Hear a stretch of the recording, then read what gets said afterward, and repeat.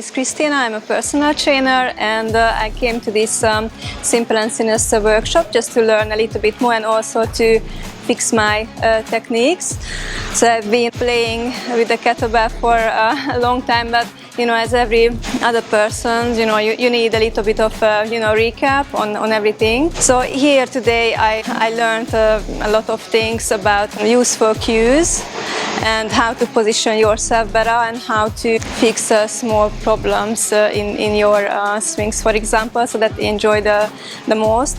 So as everybody, I have mistakes and I have to work on to get stronger and better. So I'm really satisfied with this workshop. So I can just recommend to anyone.